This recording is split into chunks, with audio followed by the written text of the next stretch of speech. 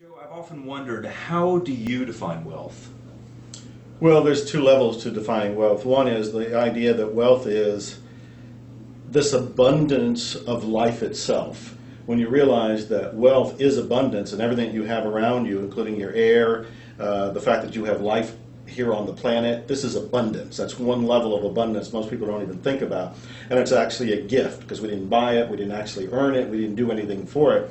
But when you start to feel abundant for this wealth that's given to you, you change your consciousness to allow this other abundance, the one that most of us are thinking about, which is the concrete reality of cash or money in the bank or stocks, whatever it happens to be in other people's terms. So for me, wealth is both of those. It's the abundance of life, but also wealth is having the funds to do what you want to do when you want to do it.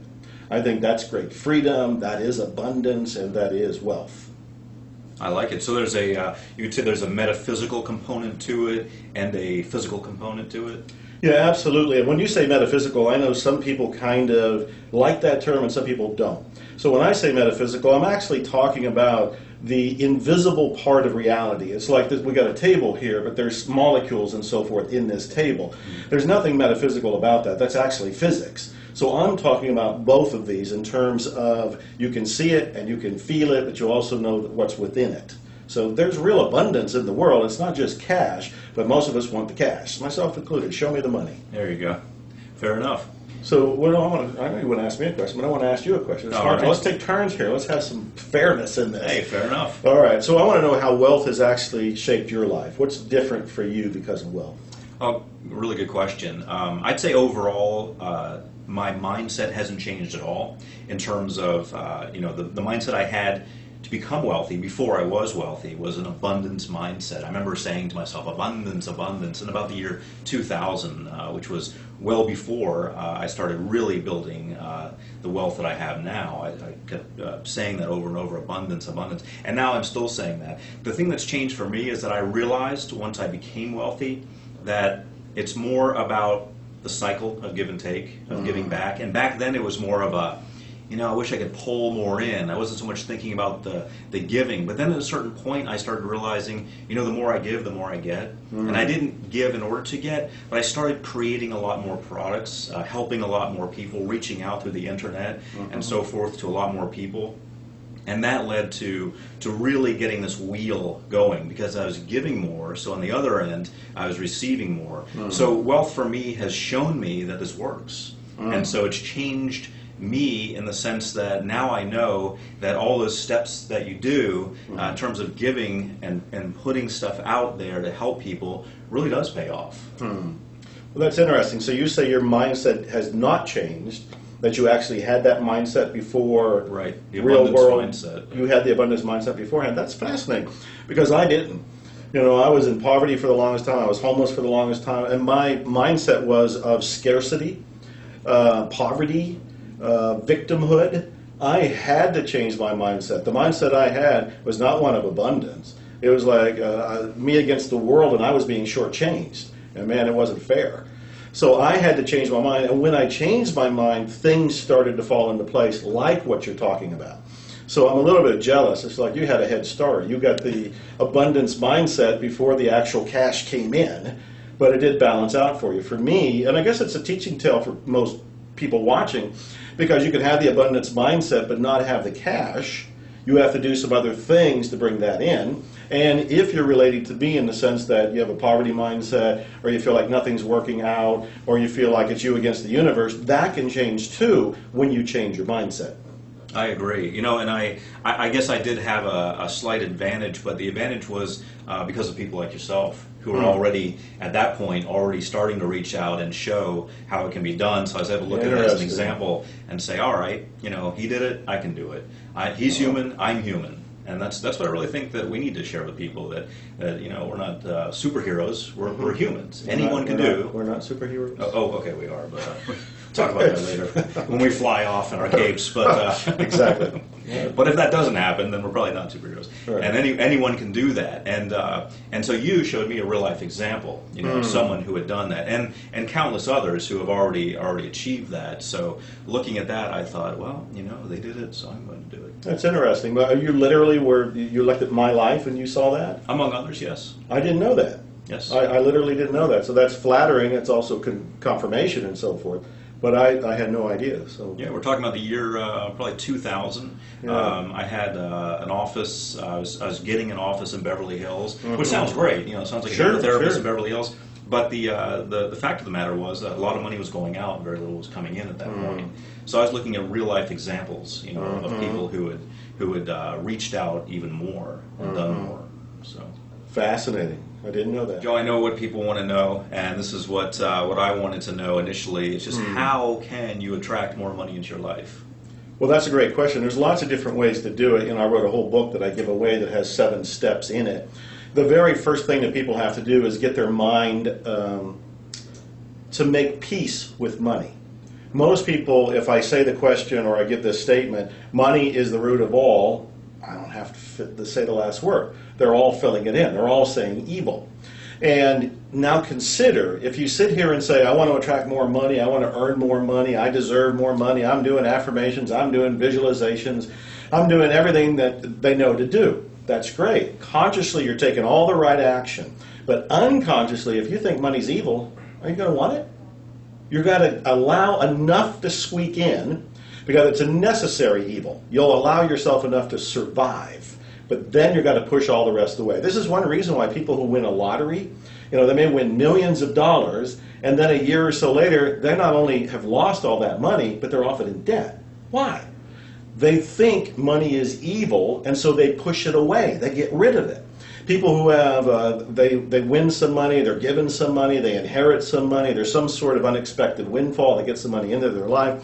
They actually have accidents, they get sick, they have self-sabotage. Why? Because unconsciously they're not at peace with money. To me, that's the number one thing they have to do, and that's why NLP, hypnosis, the stuff you and I create for people to go through, all those processes, those are designed to help people be in integrity with money. When they make peace with money, they're okay with money, money's got to show up. Trillions of dollars are in circulation right now. They're passing all around us, and ideas are passing around us that we can act on to bring more money into our lives. But if people don't think money is good, or they think money is evil, they actually won't see the ideas, they won't see the money, they won't take any action, they'll actually push it away. That's the number one thing that has to be done, is actually make peace with money and also deservingness. A lot of people don't feel good about themselves. They actually were told that you're not good enough, or they surmised that they weren't good enough because of what people told them as they were being brought up. So they become adults, but they're little kids in an adult body who think money's bad, and they think they're bad. So now they don't want to allow themselves money because it's evil, and they don't want to allow themselves good things like money because they think they're not good enough for it. So there's a whole psychology that is actually the first step. And once you take care of that first step, now you're in alignment. You can bring the money in, you can allow the money, you can disperse the money, you can give money, you can receive money, you can earn money, you can win money. It'll come to you because you're not pushing it away. That is very good. I often like to think of it as a thermostat. We all have a thermostat. Yes. And a thermostat is set at a level that was set usually when we were kids. And we figure out, what did mommy and daddy have? How much am I deserving of? What kind of paycheck should I get? What kind of house should I live in? And we look at that and we think when we go beyond that, we don't deserve that. That's beyond. So we start to do things like, squandering our money, and we think that we're victims. Oh, I lost a bunch of money gambling, but really we're just getting rid of the excess that we feel that we shouldn't have. And so, I like what you said about what we do, about the products we create for people. I myself like to use hypnosis. I know you do as well to help people just get rid of that. That arbitrary thermostat setting that they have, because it doesn't have to kick in, and it shouldn't kick in, and we're all entitled to unlimited abundance. Well, I tell people that they have to look at the whole statement, money is the root of all evil, because the actual biblical quote is longer than that, and it says it's the love of money that is the root of all evil. And then you got to look at that, because the wealthy people I know, and you're probably in the same category, they actually aren't in love with money. They're in love with freedom. Right. Money gives them that freedom. And I use Donald Trump as an example because they think, most people think he's the biggest egotist in the world, and he loves money. But actually, he loves deal making. That's his calling. That's his life mission. When he knows he's made a good deal is when the money is there. So money becomes a scorecard, and that's all it is. And I tell people, I've been like you all over the world, and they show me their money. When I'm in Russia, they show me their money, and it looks like play money to me. It's monopoly money. And I go to Peru, and they show me their money. It's like, this isn't money either. What really is money? It's what we've agreed on. It's just paper. It's just a symbol. It's just coin. And we project all kind of meaning onto it, most of which is survival, because we think we need it to survive. And so I back up from all of that, and I say, look, money is not evil. It is as neutral as can be. What you really want to do is focus on your freedom and focus on your own passion and your own calling. For Trump, it's deal making. When he does a good deal, money comes in. The money is the way he knows he's measuring it and he's doing well. So when you neutralize all of these projections on money, you've made yourself available to it. And that's another psychological insight that I have found works wonders. And I love it. When money comes in, I do whatever I want with it. I can buy something for myself. I've become a steward for the money, which is a very powerful place to be. And if you care about pockets of the world that are starving or they don't have enough water, you can direct money to those places. So I can go on and on with all of that because it's so exciting. Oh, I think that's great. And that's one of the things that I like to teach people, too, because a lot of times people who don't like money, they get mad at the rich, the rich are evil and so forth. And they look negatively on the rich. A lot of times those people don't have the money that they need to get by. If they didn't have any money for a month, things wouldn't go so well. Right. And I've been in that situation. I remember in the 80s when I was just out of college, I was in that situation. I didn't like rich people much. I didn't have much, and I didn't care for people who did, and I thought they were probably evil. But a lot of times if you're in that situation, what happens is that you actually lack the resources to help yourself and others. And I think one of the things that bridges the gap for people to get from that situation to being wealthy and abundant is to realize that once you have enough wealth for yourself, you can, as you said, help other people. You can make a difference with others. Yep. You can take charge of some of that energy, some of those resources, and distribute them as you see fit. But when you don't have money, you don't have that power. You don't have that option. Right. Well, the other thing you mentioned, your attitude towards rich people or wealthy people was that they were either evil or corrupt or something. A lot of people feel that way. And when I question them, it's like, where did you get that idea? We are being programmed by the media. Not necessarily the mainstream news, though that's part of it. But you think about some of the television shows we watch, some of the movies that we watch. Usually big business is evil and corrupt. Wealthy people are actually manipulators who are doing dastardly things to each other. And we don't realize those are stories that are being written to entertain us. Right. What we do unconsciously, and it's very hypnotic because those shows are done to hold our attention and to send a message into us. We watch those shows and we end up concluding, oh, I don't want to be rich because I'll be evil like those guys. Right. I don't want to have a big business because I'll be corrupt like those guys. There is a programming that's going on, and unless you're acutely aware of it and somebody tells you, like we're telling people right now, they will absorb it. I used to tell people, I don't know if you remember the show Gilligan's Island. Oh, yeah. We grew up with it and so forth, and they had the rich people, the rich couple there. Thurston Howell III. Yes. And Lovey. And they were very humorous, but you didn't want to be them. Right. They were not likable people. They're snobby, they're rude. But we're little kids and we're watching that, and what are we concluding unconsciously? It's like, we'd rather be Gilligan or the captain or maybe the professor, but you don't want to be those rich people. Right. Well, end up 10, 20 years later, and you're not wealthy, and you start to wonder why not. Part of it is blame Gilligan's Island. Yeah, I totally agree. Or shows like that. And so what I'm telling people is you have to be acutely aware of the programming in your own head. Now that's where you and I focus with the hypnosis, NLP, our products, all of that kind of stuff. We're going inside to rewire the brain more or less, because it's already wired in a particular direction. And the way it's wired is there isn't enough in the world, money is evil, rich people are evil, big business is bad, all of that kind of stuff. And then you end up going, I wonder how come I can't get money? How come I can't attract it into my life? Mm-hmm. It's explained by your mental processes, and part of which was programmed unconsciously. Yep. And you start repelling it. You start pushing it away. Yeah. I don't want to be bad. I don't want to be evil. I will separate myself from all of that. I will be good, but poor. Yeah. And then you'll even have your friends saying, don't sell out. Right. That's because To the man. they were programmed by the shows. They don't even know what they're thinking. Right. Boy, we're in many ways we're robots. We've all been programmed in a particular way, and what my teaching is all about is to awaken. I want to awaken, and I want to help people awaken. And one of the first steps is with wealth. Because if when you awaken to wealth and you allow it to come into your life, you have great power, you have great freedom. I've been able to help my family, my parents, my sister, causes I believe in. I've helped complete strangers that were homeless, a child that was disabled. I've been able to do it because I'm okay with money. Money comes into my life, and yeah, I splurge on myself. I do all kind of wonderful things, but I take care of family, friends, community. I've even started a movement to end homelessness. I'm trying to orchestrate all the pieces to do it. But when I was still homeless, I couldn't do that. When I was in poverty, I couldn't do that. So when you start to take care of your own business and your own mentality, you start to allow the money to come in, and you can do wonderful things with it. Absolutely. Well, there's a question that I get quite a bit. You know, we both have Wealth Trigger 1 and a Wealth Trigger 2, the advanced or reloaded. Mm-hmm. And people often say, what's the difference between the programs? Mm-hmm. And at first I thought, well, isn't it clear? Wealth Trigger 1 was kind of like the basics, and it was the fundamentals and all of this. And it was the beginner's course. It was to take them from first grade to sixth grade, somewhere in there, if you want to put it in those terms.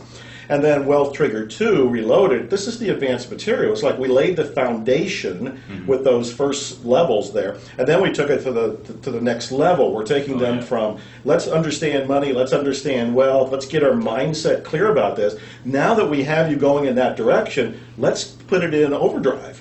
Let's turn on the afterburners and let's go and take it to Wealth Trigger 2 Reloaded. So that is complete. Number 2 is completely different from number 1, and it's an add-on. But I wanted to hear specifically from you, what did you think was the difference? What should people keep in mind?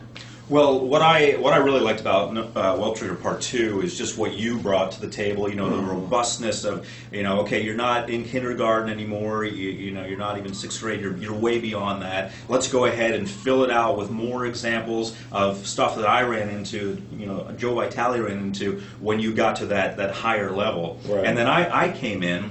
Kind of working with that, and I took the basic hypnosis program that I taught them in Wealth Trigger Part 1, and I said, okay, you know that, let's review it. We had a review of it, how to program yourself for wealth, and then I start talking about more advanced things that you can do hypnotically. There are a lot of hypnotic techniques that you can use, like using a pendulum. People think that's hokey. They think it's something akin to voodoo, but really with a pendulum, you can get information from your subconscious mind through the subtle actions of your hand, and you can set up an X and Y axis and figure out if it's yes or no, asking yourself, do I have a resistance because my parents didn't like money? Get a yes or no. So you can go through this whole list that I give in Part 2 and assess where your subconscious mind is, information that you don't even know, so you don't have to have someone put you under hypnosis. All you have to do is get a pendulum, ask yourself these questions, get them, and then I teach how to do sub-questions from that to really pinpoint where the sticking points are. Because people go so far, and then inevitably they run into a challenge, a brick wall. And that is, as we were talking about before, the subconscious thermometer kicks in with the thermostat. Once the thermometer gets to a certain point, the thermostat says, well, hey, shut this down. We're not going to go any higher because of X, Y, or Z. We need to find out what X, Y, or Z are. So in the advanced program, the understanding is, we took you to this point. We know you're going to have challenges. Let's push right through them. Yeah. Well, let me ask you this, because it might be on some people's mind. Why would they need a pendulum to ask themselves questions? Why wouldn't they just ask themselves the question? That's a great question, and I discovered the pendulum when I was about 16. I got a book on using the pendulum. You can ask yourself, why don't I have the amount of money I want in my bank account? Why don't I have the car I want? Why don't I have the house I want? And you can sit and listen for the answer. And some people will get an answer from themselves. Most people will not. That's been my experience, and myself included. I will not just get an answer. Some people have that skill. They have the skill to ask themselves and get the answer. With a pendulum, it cuts right through it all, because all you have to do is hold a pendulum in your hand. Again, it's not magic. It's nothing metaphysical, really. It's just your brain, your subconscious mind, sending a signal along your arm to your hand to move it in a certain way. And so my answer would be, it's so much more streamlined. Yeah, and accurate, probably. Right. You're going to get an answer, a correct answer from yourself. You're going to see it swing. Whereas if you hear a a voice in your head or whatever, I hear a yes, I hear it now. Oh, it just changed. The pendulum's either swinging one way or the other, and it's definite. So That's I like very it. clear. Yes. Well, I'm going to tell you a behind-the-scenes story. When I was making Well Triggered 2, I went into the studio, and I have a sound engineer. And the rule of thumb is once I get started, I just keep talking because ideas are coming to me, and I'm kind of channeling it. It's not really the word I'm looking for. But I have a lot of information coming in through me. And I get so excited, I get so passionate that I really don't stop. The sound engineer was hungry, so he left the machine recording me, and he left. He went to lunch. He ate his lunch. He came back, and I was still talking. Wow! Wow!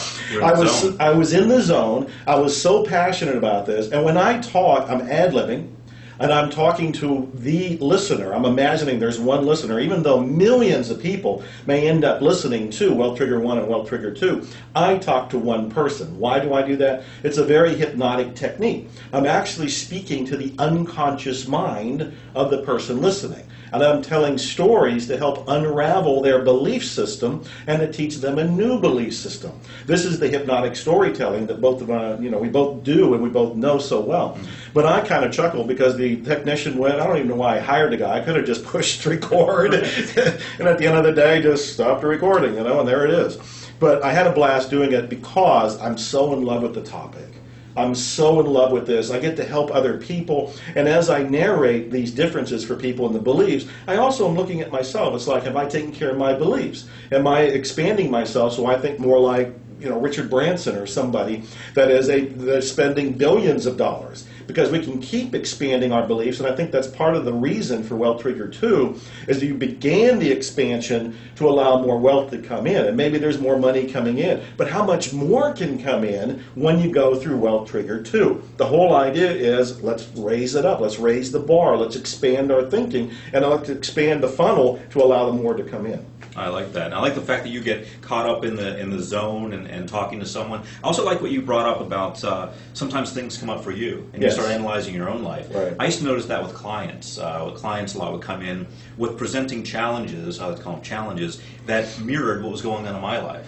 Someone would come in with something and it was just a week of, this is the week of blank. Well, that happened to be the week that I was going through blank. Wow. So it's interesting how the universe kind of works that way and kind of throws it at you. And I think with these programs that we're creating, we're having to go back and remember the day when we were in that situation, when we were in the situation that an end user of the product was in, and we have to put ourselves back in that. And then we have to think about, well, have I done everything the way I wanted to? What can I change? What can I work on? And that becomes something that we can share, a real human experience that we can share that we both, I know, put in the program. We say, okay, we still come across this. Guess what? We're still human, and we still come across some of this. Exactly right. This is how we deal with it on a practical level, on a day-to-day basis, and we show them how to get over it. Yeah. I was telling somebody over coffee this morning that I don't know that we have any actual limits. We talk about the sky being the limit. I don't even know that the sky's the limit. What I have found from going through all the phases of my life, from going from nobody and broke and everything to living this lifestyle of the rich and famous at this point, is that I think all the limitations are actually psychological. And I don't know this, there might be some sort of physical limitation I haven't run into yet, but it seems like when we're talking about wealth, what's the limitation to how much you can bring in? Isn't that man-made? Isn't that self-made? Isn't that a belief system? And what we're doing with our work and with the programs is that we're helping people remove those barriers and keep raising the bar. And I'm still doing it in my life. I do want to keep raising the bar to allow more to come in so I can make a big difference in my life and in the planet's. Absolutely. And interestingly, when you brought up the planet and no limits and so forth, I heard this program recently where they're going to actually go out and capture comets and mine the comets, and they told, I don't know how many trillions of dollars the minerals and so forth in the comets are worth. So you think about, well, the Earth is limited. We've got this amount of resources. Yeah, maybe you can conquer the whole world, but that's it. That's not even the limit. That's right. Now they're going to start pulling in comets and mining them. That's great. And selling that product. Yeah. So we've just got to think out of the box. We've got to realize there really is no box, and the sky is not the limit. There really are no limits, and we're just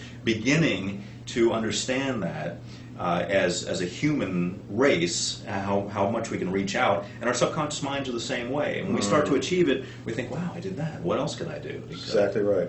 Oh, we live in exciting times, don't we? We absolutely do. I think when we were told that there would be the age of miracles and wonders, it's today. It is. We're It's living right in those now. times now. Absolutely.